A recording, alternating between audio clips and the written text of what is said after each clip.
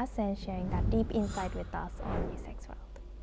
Now we move to Greenland. Greenland's Prime Minister Jens-Frederik Nielsen has emphasized the importance of military missions in Greenland, particularly the Arctic Sentry mission. Speaking at the Munich Security Conference, Nielsen has agreed on the security concerns in Greenland's backyard and affirmed that Greenland is committed to contributing to efforts in the region. Nielsen has also highlighted Greenland's partnership with NATO, noting that the alliance represents not only security but also democracy values and respect for international law. He has stressed the ongoing importance of NATO, especially amid global conflicts in Europe and the Middle East. Let's listen to what he has shared.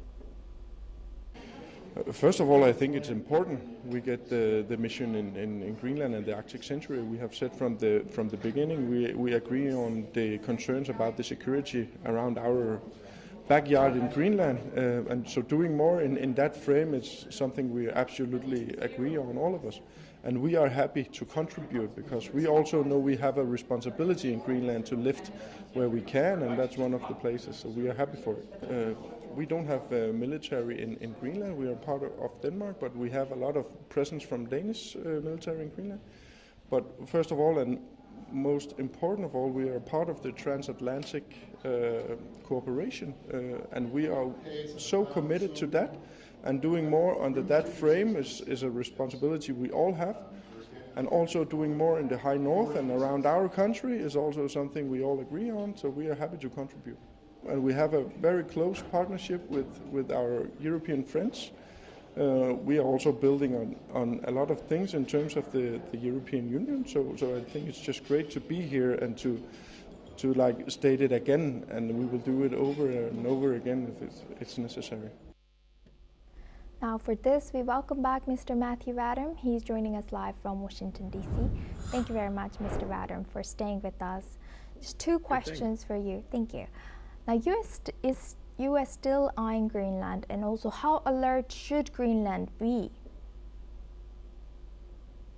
President Trump still wants to have greater American influence over Greenland, but it appears he's given up on the idea of annexing it by force, and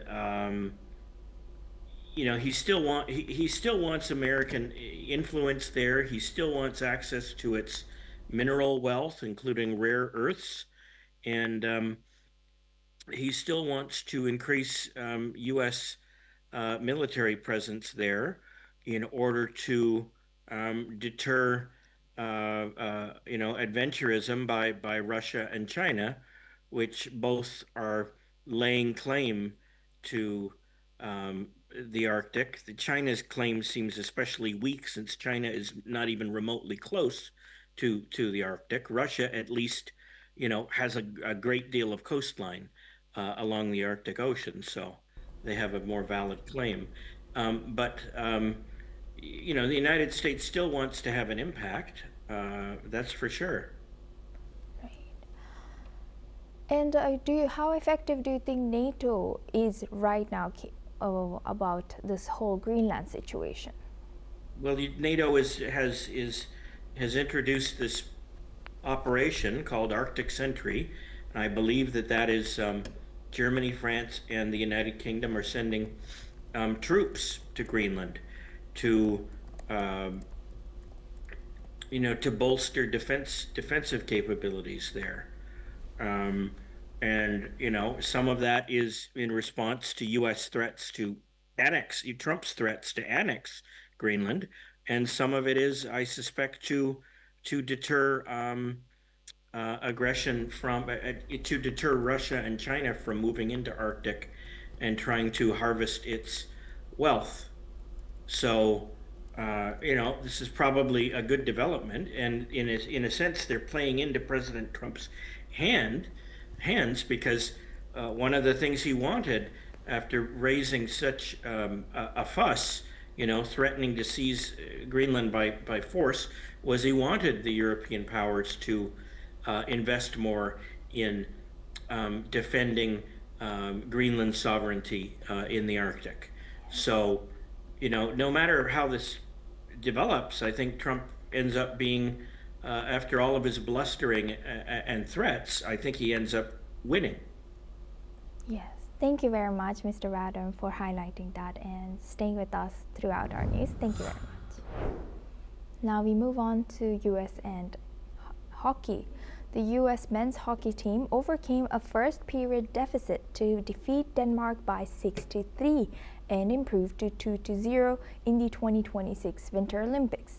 Despite trailing 2-1 after the first period due to some goals, Team USA's offensive firepower surged in the second period with goals from Brady Tkachuk, Jack Eichel, and Noah Hannifin. Though Denmark pulled within one goal late in the second period, the US sealed the win with additional goals from Jake Grenzel and Jack Hughes in the third period. The match has been dubbed the Battle for Greenland, following US President Donald Trump's controversial comments about acquiring the mineral-rich territory. Let's now listen into what some of the Denmark's fans have shared before the match. We more or less just laugh at him, more or less. Unless you ask our politicians, they take it seriously. We don't. He can try us any time. We only lost one more, so he can try us any time. Politics has nothing to do with sports. These are athletes, not politicians. But if Trump wants to, he can join your team. Let's see how that works. They're calling it, we're also for fun, but hey, it's only for fun. I mean, the battle for Greenland. You have to also be realistic. What is that all about? You know, it's a couple of guys sitting behind the desk trying to rule something. I mean, it's just ridiculous, actually. But it's the way the world works right now. So we'll just have to see. Now